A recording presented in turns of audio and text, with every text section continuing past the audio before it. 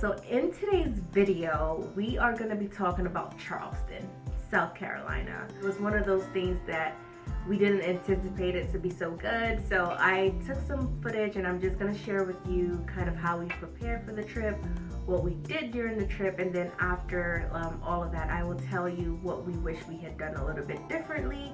That way, if you are traveling to Charleston, this will serve as some kind of guide. Hey guys, so we are on our way to Charleston, South Carolina. We are in Charlotte and we basically have been hearing a lot of great things about it, so we are gonna go check it out and we'll keep you posted on how it goes. It is about, how long is the drive, babe? I believe about 3 hours. About 3 hours. So I'm gonna be the passenger princess and take a nap. And yeah, we'll keep you posted when we arrive. We stayed at the Dewberry. I think it was about 8 stories high. Beautiful entrance. It's the greenery. It's just everything about it does feel like the Dewberry. They did provide car service, which we did not use. We just opted out for the valet service, which we can kind of come in and out as much as we want. And I think it was a flat rate of $40, which was great because we just didn't have to worry about parking. And in our hotel room, one of the things I liked was I liked the height of the mirrors. The mirrors went all the way up. It was just beautiful. Tiling, everything was good. The fixtures were gold. I'm not like really one for gold fixtures, but Dewberry did this beautifully, and yeah, it was just a vibe. They had this cabinet that reminded me of the Chronicles of Narnia. It felt like there was another world on the side of it, but yeah, it was very nice and vintage.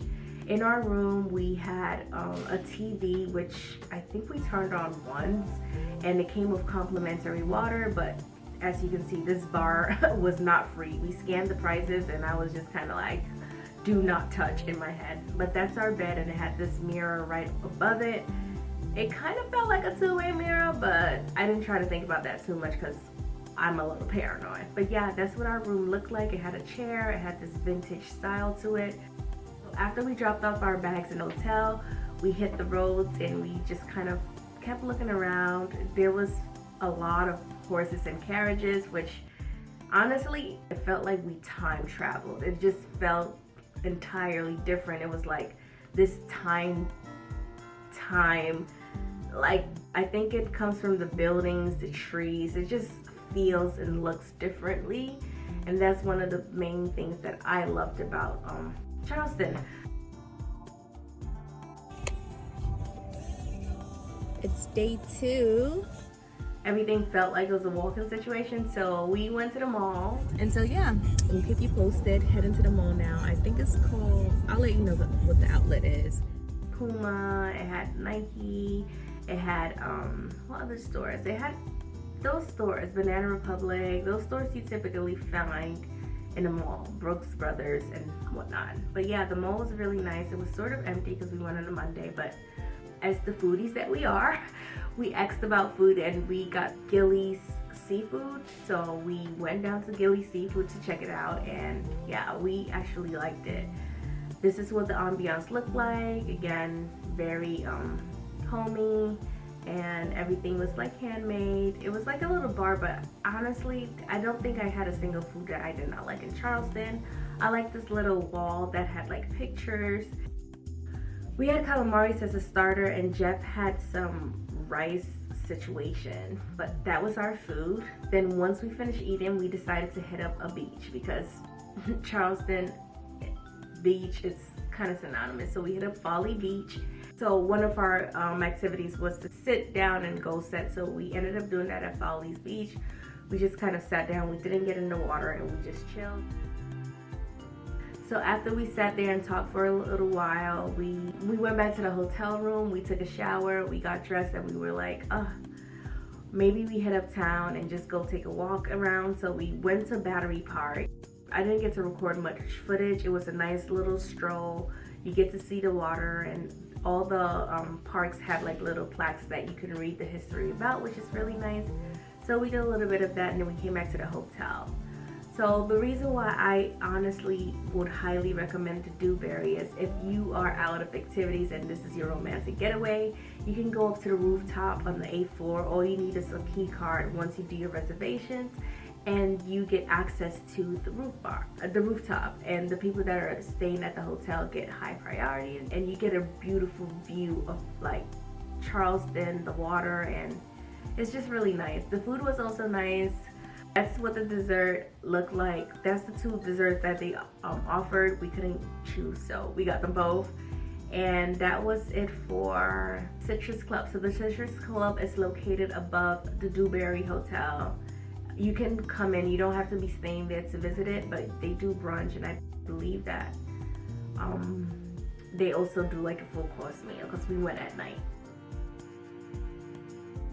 Day 3, we had a tour scheduled, but we ate so much. We were like, we're going to the beach, and we just get our walk in. So we went to the beach. That's me saying day 3. And since we had went to Folly Beach the day before, and we had heard so many good reviews about Isle of Palm Beach, we decided to go there to do our walk. This is us arriving at the Isle of Palm, and it is a much quieter setting. We went in the morning, but we did hear that this beach is a little bit more calm, and the strip is a little bit more residential as well. So different vibes. I think that if you want to socialize and be, you know, hang out with other people, and maybe if you're going with your kids and you want them to socialize with other kids, probably Folly Beach. But if you want like a private, quiet beach, I would say the Isle of Palm. So one of my favorite things about this beach is they have these little water bodies that was outside of the beach. So if you have like toddlers, if you have like a pet, and you're just afraid, you're just one of those people that are paranoid, like, oh, I don't want them to like the water to like them to get carried away, you can kind of still be at the beach and have fun. And yeah, they had a lot of shells. They also had a lot of like I think jellyfishes that were washed on shore. This is us at Isle of Palm Beach, and yeah, that concluded the morning. We went home, we grabbed a shower, and then we came back out to do our sightseeing tour. This was happening at Welcome Center. So Charleston has its own Welcome Center. If you don't know what to do, if you get there, I'm sure you can probably, if that's your first stop, you can fill up the agenda with things to do. We had to catch our bus here, which was on the other side of it, but in the middle they have this beautiful display of just showing their heritage, showing their history, and yeah, it was really beautifully done. And I know that tourism is really a big thing for them, so they put like a lot of thought into going this. And as a tourist or somebody that's visiting and trying to learn more about Charleston, I really appreciated that they kind of went above and beyond with that. But that was about it. And for our tour, we picked, I forget which ones we picked, but I will try to put as much of it here as I can. And honestly, I know about the South. I've heard about the South. When we think the South, everybody's mind goes to that one thing that everybody thinks about. And yeah, the tour that we did didn't really talk much about it. It was very watered down. And that's all I'm gonna say about that. So if you are going to do like a sightseeing tour, we learned a lot about it, but we didn't learn about the one thing that I feel like the South is known for. They didn't really harp on it, and I don't know if that was done in a stylistic choice, but being a person of color, if I'm going to Charleston, I'm going to the South, I want to hear about our history as well. So if you are going to honestly do like a tour, I would say do your research and make sure you're getting one that would be more suitable for you. And so yeah, that was our bus tour. We did take a break in a battery park. I'm sure that differs from tour to tour or person to person. And yeah, we just got to do a lot of drive around, learned why the buildings were built the way they were done. Then later that evening, it was raining, but we did book like a cruise dinner, and We booked that on TripAdvisor as well. And yeah, it was a nice scene. We went over the bridge and the food was nice. They was playing, a live band was playing, not a live band, there was this one man with his guitar and he was singing, and he was singing good songs that some of them that we can sing along, and some of them we were like, what is this? But fun nonetheless. We love the food, we love the salad. We must have been really hungry because we were about the salad, and we are not salad people. And yeah, they brought she crab soup, and then they brought some bread, they brought, and then for dessert, I think we had a cake, something with chocolate chip, and I mean something with chocolate. I'm not a chocolate fan, but I took a bite or two. This is the top deck of the cruise line, and yes, that was the person that was singing for most of the evening, and that's us just getting off the ship.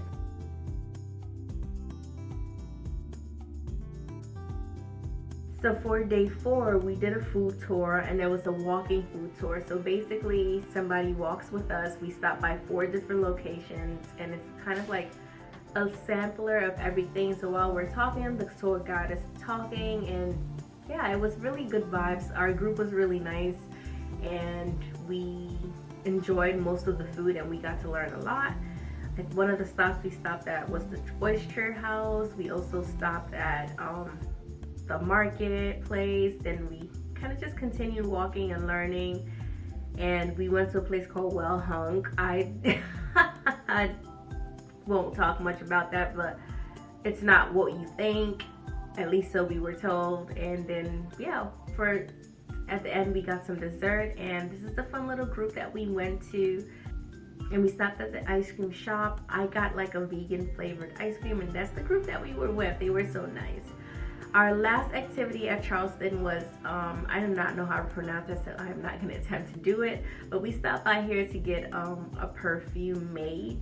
It was like a perfume making class. Jeff had been talking about he's really been obsessed with perfume lately, so I wanted to kind of do an activity where he can build his own. And yeah, they give you all these flavors, and they serve you wine, and it's a lot. It's like sensory overload. Jeff was really into it. He built his own fragrance, and he was really getting into the groove.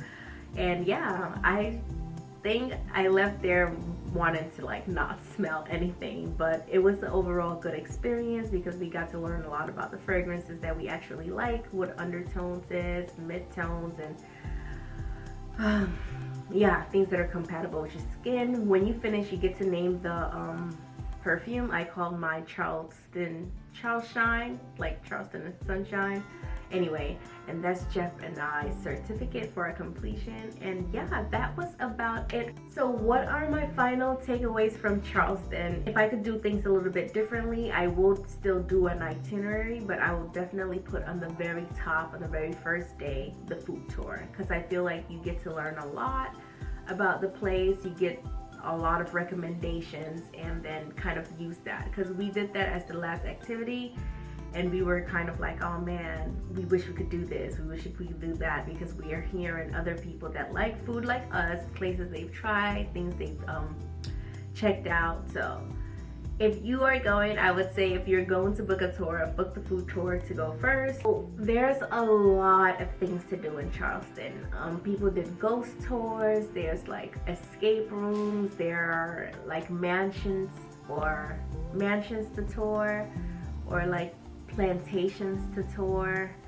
There's so much. There's Battery Park, there's the waterfront, there's Rainbow Road, Sullivan Island, food tours, because Charleston is really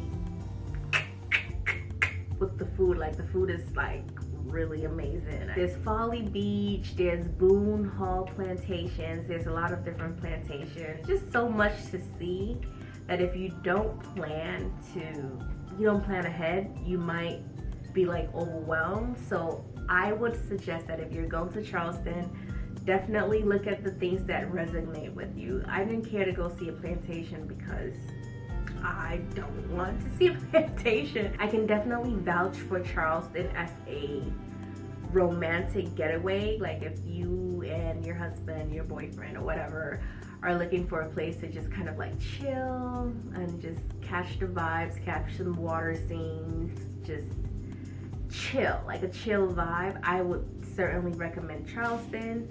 I also will recommend Charleston if you like have a family like that, you just want to kind of hang around, show them history, and yeah, there's a lot to see, and there are a lot of family friendly activities everywhere in Charleston, so that's something to keep in mind. That is it for Charleston. Hope you enjoyed watching this video, and let me know in the comment section if you are going to travel to Charleston, or if you have any travel plans ahead.